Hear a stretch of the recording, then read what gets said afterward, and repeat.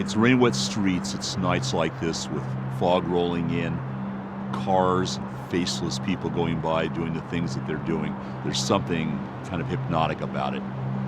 That's when I get inspired to carry what these streets are like, what the city is like, the mysteries, the stories, the thousands and thousands of people that you pass that are going by as shadows in this wet, cold, dangerous environment.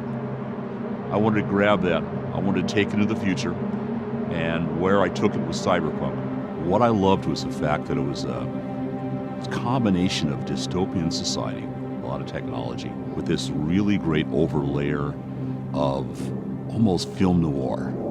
In a cyberpunk world, I realized real soon, was a world where people had the technology, but it didn't fundamentally change the fact that there was a lot of treacherous, nasty behavior, large weapons, and a lot of sort of serious danger all about. The important part in Cyberpunk is just that. It's not the technology, it's the feel.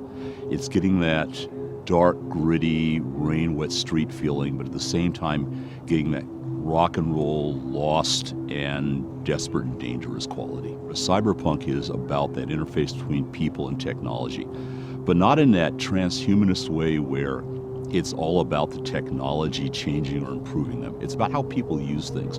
There's a great Gibson saying, the street finds its uses for things. And that's what Cyberpunk is about. Cyberpunk isn't about saving humanity, it's about saving yourself. We've approached doing it as a video game numerous times before. We have fought to find somebody who was enough of a fan of the world and the game to not want to go change it around or to stick a label of Cyberpunk on it and then do something totally different. And so when CDPR approached us, what we realized really rapidly was these guys are fans. These guys know the material. They're quoting things back to me I've forgotten. So they got it. And that's an important thing. You have to be able to understand why this world exists. They're dragging my butt all the way over to Poland several times a year. We're excited because there is a really strong element of cross-pollination. There's a really strong element of cooperative building going on. And that's really great. Cyberpunk 2020 was about early cyberpunk. It was a world in which people didn't know a lot about what the tropes were, the feel for it. The great part about 2077 is that it's a mature form of that. We're basically able to progress a larger arc. You're going to get to see the outcomes of things that we started to talk about in the Fourth Corporate War.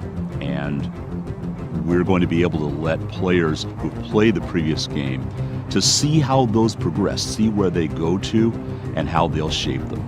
We're looking at the same mucky, nasty Night City that you were in before, just a lot bigger and probably a lot more dangerous, and with a lot of players you don't know about yet. 2077 is about the cyberpunk you thought you knew, scaled up, bigger, badder, stranger. It's the visual component that the frozen pictures we would put in the books can't give you. It's the sound, it's the feel, it's the movement. 77 is going to be about being there. We've gone through a long, long journey, all of us. Those of you who've been fans have been waiting for us to get the right game together at the right time, the right team. And we were going to wait long enough to make sure it happened the right way. Cyberpunk 2077 is going to be the right way. And I can't wait to play it. And I'm hoping you guys will want to play it as much as I want to play it. Because it's going to be a hell of a ride.